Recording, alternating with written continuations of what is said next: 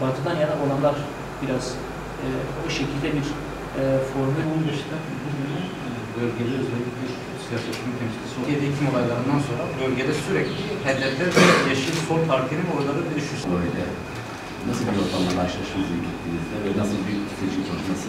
Allah'ın yardımıyla ve Hüdapar teşkilatlarının ağır bir şekilde, yoğun bir şekilde sahada çalışıp yüklenmesiyle bizim 4 vekil aday arkadaşımız da Türkiye geneli seçilerek parlamentoya gitmeye hak kazandı.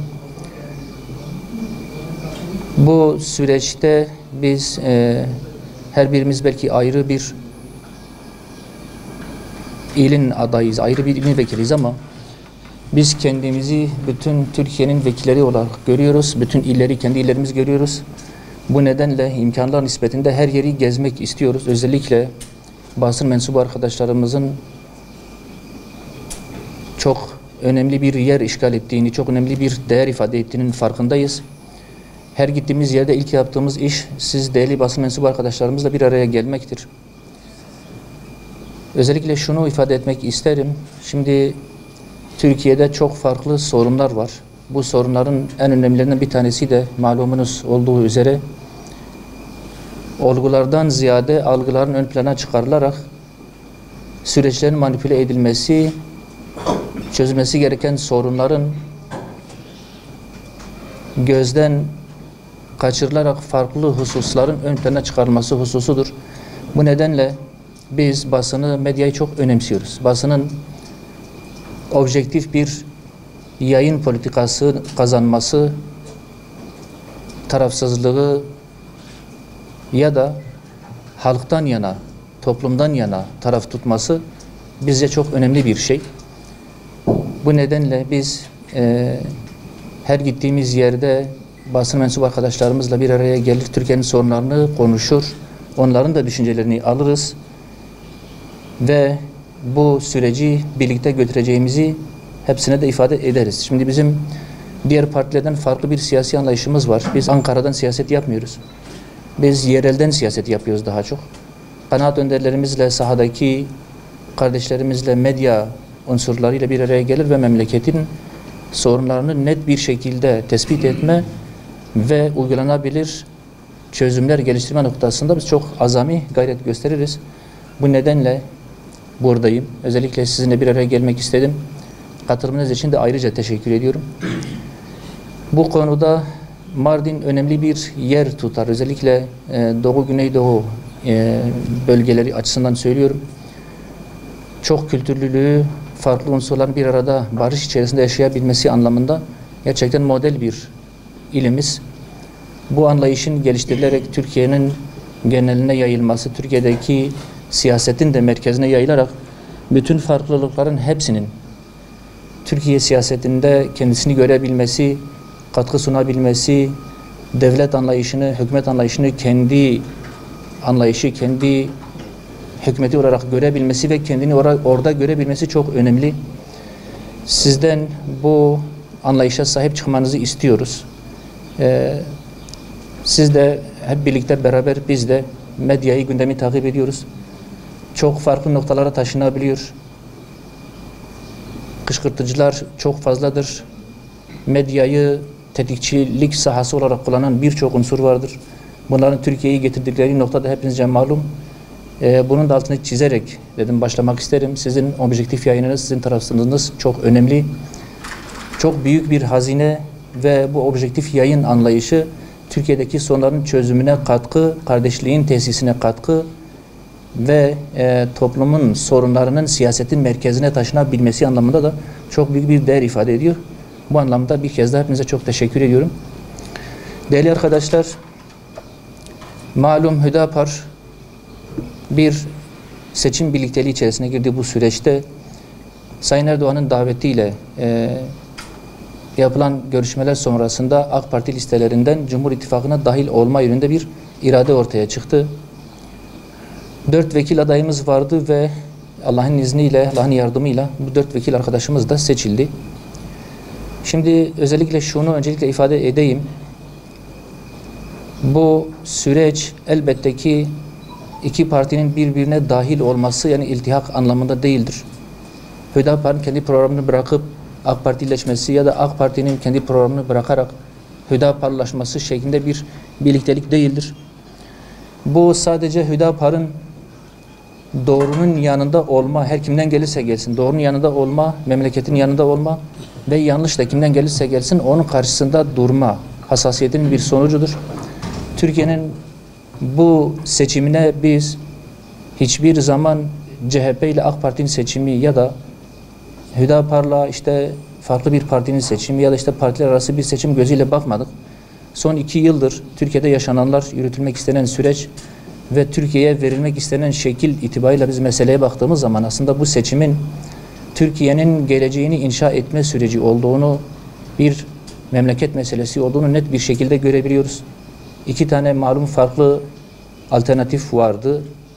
Bir tanesi CHP zihniyetidir. Malum olduğu üzere CHP zihniyetini hepimiz biliriz. Belki genç kardeşlerimiz çok birebir yaşamadılar ama büyüklerimiz, dedelerimiz hepsi CHP zihniyetinin Anadolu'da bize ne kadar büyük bir bedele mal olduğunu, ne acılar yaşattığını hepimiz biliyoruz. Zaten onlar çok net bir şekilde, korkmadan, çekinmeden, belki de hepimizden daha cesurca o düşüncelerinin ortaya koyabiliyorlar ve geçmişlerine de sahip çıkıyorlar. Çok fazla cesurdular. İyi insanlar, memleketten yana olan insanlar da en az onlar kadar cesur olsaydı inanıyorum ki Türkiye'de bütün sorunlar çözülürdü. Daha şimdiden, daha gelmeden değerlerimizle, inancımızla çatışacaklarını, savaşacaklarını net bir şekilde ortaya koyuyorlar. Arkalarındaki güç odaklarını gördüğümüz zaman Amerika'sından Rusya'sı, Avrupa'sına, İtalya'sından İngiltere'sine ve FETÖ'sünden Kandil'ine, Türkiye'deki bütün kripto derin yapılardan, Batı'dan Soros'una, Elon Musk gibi tetikçi insanlara kadar hepsinin bunların arkasında gördüğünü net bir şekilde gördük. Zaten bütün medya Erdoğan'ın düşmesi ve Kılıçdaroğlu'nun başa gelmesi için uğraştı durdu. Biz aslında öz itibariyle bu seçimin net bir şekilde 15 Temmuz'un rövanşının bizden alınmak istendiğini gördük. Bu bir hesaplaşma sürecidir. Bunu hepimiz birlikte müşahede ettik. Çünkü 20 yıldan beri yapılan şeylerin geri alınması, yasaların bir kısmının kaldırılması, İstanbul Sözleşmesi'nin bir daha getirilmesi, Türkiye'nin geçmişinde çok ağır bedeller ödenmesine sebep olan unsurların cezalarının kaldırılması, bazılarının yurt dışından getirilmesi gibi çok büyük şeyler söylediler. Bunun mukabilinde Türkiye'nin geleceğine dair yapılacak işler, politikalar, sorunların çözümüne dair beyan ve vaatler noktasında da biz onların masaya hiçbir şey koymadıklarını net bir şekilde gördük. Siz Türkiye için ne yapacaksınız, Türkiye'nin geleceğine ne gibi bir hizmet sunacaksınız diye sorulduğu zaman da zaten onların söyledikleri 2 şey var. Erdoğan'ı düşüreceğiz, şunu değiştireceğiz, İstanbul Sözleşmesi'ni geri getireceğiz. Bu sapık yapılar, çok affınıza sığınarak, özür dileyerek söylüyorum, LGBT'nin önünü açarak, onları destekleyerek bu işi yapacağız diye zaten net olarak söylüyorlar. Vaatlerini soruyorsunuz, onlar bu 2 unsuru ön plana çıkarıyorlar. Şimdi devlet kurumları içerisinde de şu anda onlara yakın unsurların her yerde bir baskın hava oluşturmaya çalıştıklarını, hele bir seçim gitsin görürsünüz biz size nasıl hesap soruyoruz diye bir tehdit algısını oluşturduklarını hepimiz gördük, müşahede ettik. Yani daha aslında gelmeden Türkiye'nin geleceğine bir kaos havası vermeye çalıştılar. Şu anda hiç kimse doğrusu bizim görebildiğimiz kadarıyla geleceğinden yana emin değildi. Ne olacağını kimse kestiremiyordu ve çok ağır bir tedirginlik havası oluşturmak istediler ve oluşturdular. Ancak 14 Temmuz seçimleriyle onların çok büyük bir mağlubiyet aldıklarını da net bir şekilde gördük. Meclisin çoğunluğunu zaten alamadılar. Son süreçte de yaşanan gelişmeler doğrultusunda büyük bir hezimet yaşayacaklarını onlar da gördüler. Bir nevi balonları söndü. Bunların hepsini masaya koyup değerlendirdiğimizde Hüdapar'ın aslında çok büyük, çok değerli bir inisiyatif aldığını net bir şekilde görüyoruz. Daha önce de olduğu gibi bundan sonra da hep bu yapılacak.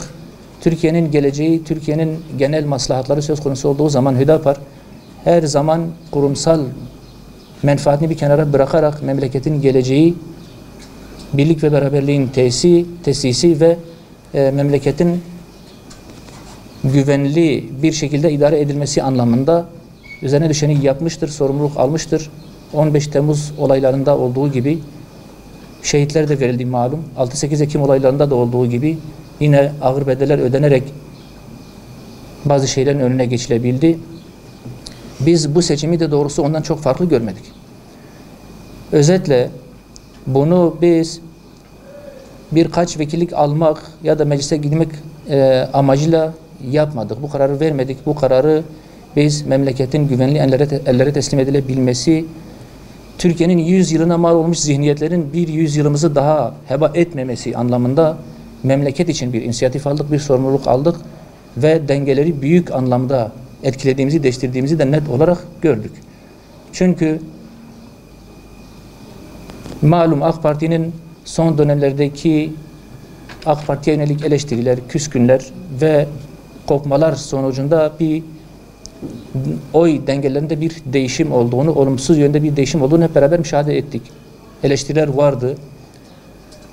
Hüdapar'ın bu şekilde memleketten yana net bir gerekçeyle sahaya inmesiyle bu anlamda ciddi bir toparlanma ve sinerji oluştuğunu hep birlikte gördük. Hüdapar'ın seçime asılmasıyla CHP zihniyetinin ve o birlikteliğin asıl niyetlerinin deşifre edilmesi noktasında çok büyük bir mesafe alındı. Toplumumuz da bir nevi gerçeklerle yüzleşti ve bunun sıradan bir seçim olmadığını gördü.